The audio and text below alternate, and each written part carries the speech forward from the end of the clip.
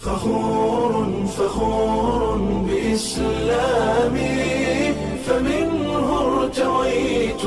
أنا الظامي هداني إلهي بعيد العمى لدين عظيم هو السامي لدين عظيم هو السامي فخور بإسلامي فمنه ارتويت أنا الظامي هداني إلهي بعيد العمى لدين عظيم